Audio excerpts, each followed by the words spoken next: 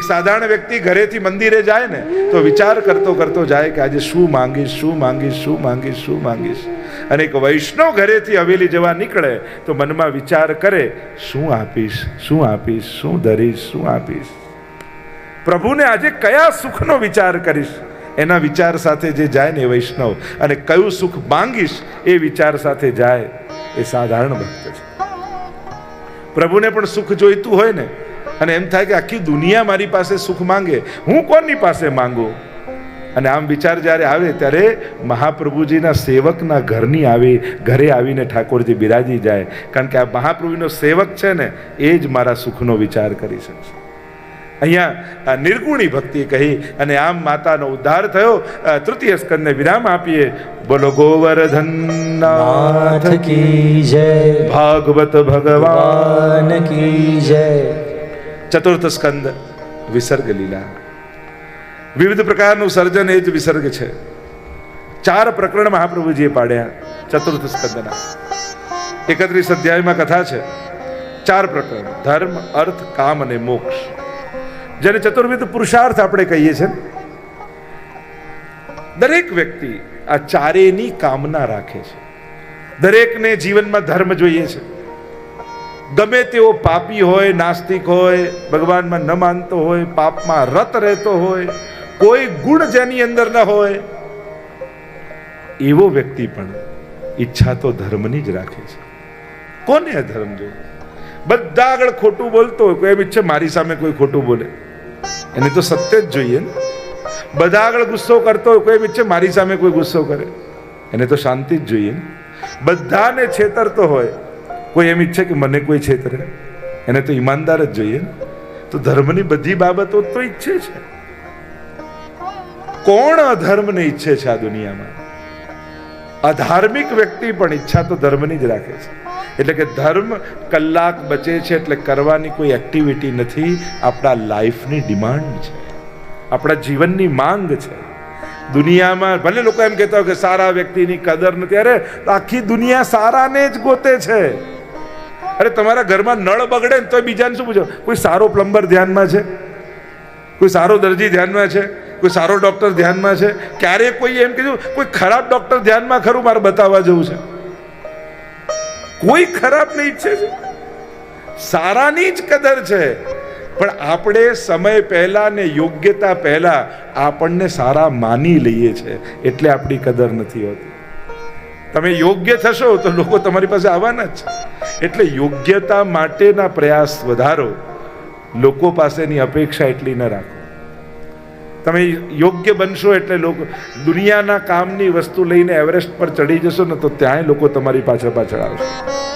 પણ તમે ઉપયોગી હોવા જોઈએ. પોતે જ પોતાની જાતને આપણે મહાન માની લેવાથી મહાન થઈ જવાતા નથી. એની યોગ્યતા કેળવવી પડતી હોય છે. સારાની જ માંગ દુનિયામાં છે, ધર્મની જ માંગ દુનિયામાં. અધર્મની કોઈ ક્યારે તમે એવું ઇન્ટરવ્યુ રાખ્યું કે અચાનક કોઈને સોંપ્યું કે છેતરનારા 4-5 લોકો મારે કામમાં રાખવા છે? ક્યારે એમ કહ્યું? ઈમાનદાર જ ગોતીએ ને. બોસ ભલે બધાને છેતરતો હોય પણ એને કામવાળા તો ઈમાનદાર જ જોઈએ. અપેક્ષા તો દરેકને ધર્મની જ છે. તો 4 ચોર ચોરી કરીને આવે ને તો એમ કહેતો એમ જ, ચલો ઈમાનદારીથી 4 ભાગ પાડી લો. આયા જે ચોરી કરીને ભાઈ ઈચ્છે છે તો ઈમાનદારી. કોણ અધર્મની ઈચ્છા રાખે? ધર્મ આપણા જીવનની માંગ છે, એ કોઈ કરવાની પ્રવૃત્તિ નથી. 10 લક્ષણ મનુ મહારાજે ધર્મને આપ્યા છે. દ્વિતિ ક્ષમા દમો સ્તેયમ શૌચમ ઇન્દ્રિય નિગ્રહ ધી વિદ્યા સત્યમ ક્રોધો દશકમ ધર્મ લક્ષણમ. આ 10 લક્ષણ હમણાં એનો વિસ્તાર નથી કરતો, પણ આમાં ધર્મનું વર્ણન આવશે. અને ધર્મના વિવાહ કોની સાથે થયા એનું આખું બહુ જ અદ્ભુત વર્ણન આ ચતુર્થ સ્કંદમાં છે. આખા ધર્મના પરિવારનું વર્ણન આ ચતુર્થ સ્કંદમાં કરવામાં આવે છે. અર્થ, દુનિયામાં દરેકને સુખના સાધન જોઈએ છે, કોને દુઃખ જોઈએ? અને સુખી થવું એ કોઈ પાપ નથી. ઘણીવાર લોકો દુઃખી થવું અને ભક્તિ બંનેને જોડી નાખે. એમ લાગે કે આ દુઃખી હોય એ મોટો ભક્ત અને સુખી હોય ધર્મનો દુશ્મન, એમ માને.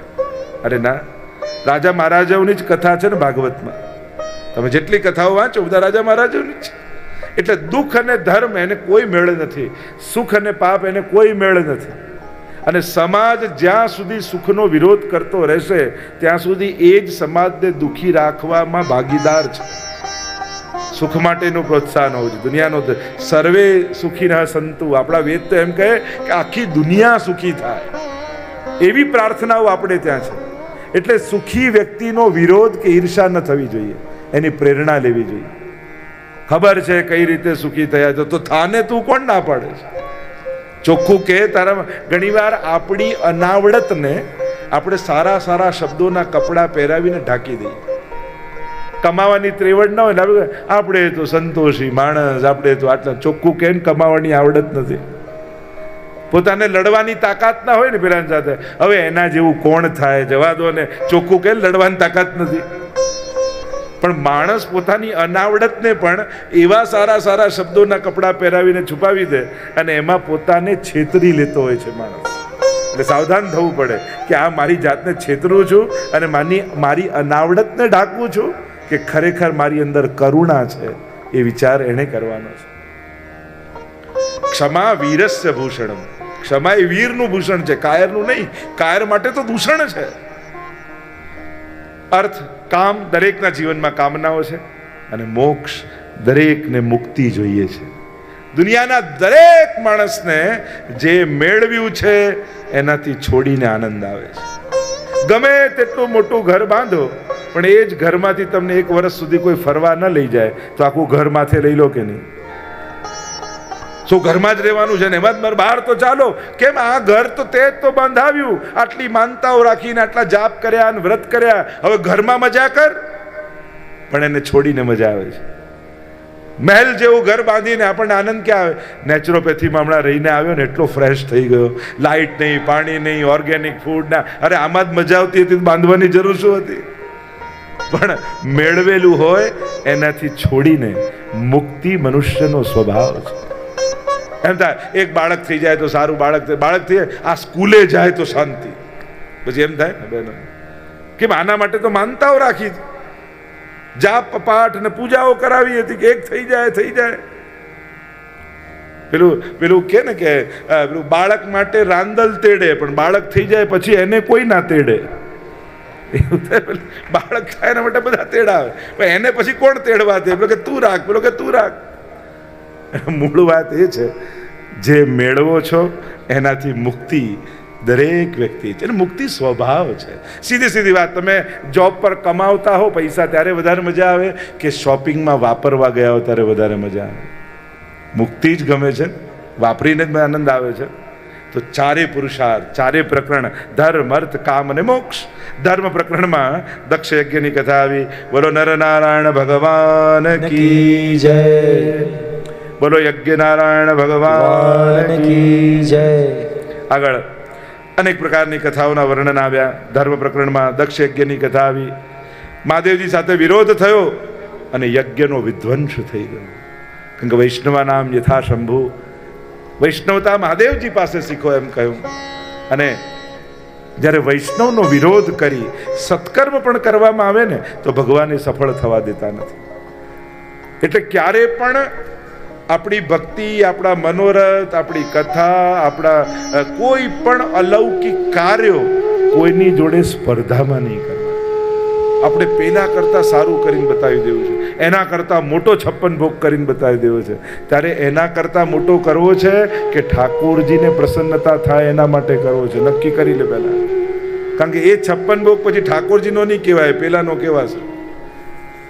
અને જ્યારે ધર્મકાર્યો, હવેલીઓ, મંદિરો આ બધામાં જો સ્પર્ધાઓ થવા લાગે તો માણસ શાંતિ મેળવવા જશે કેમ?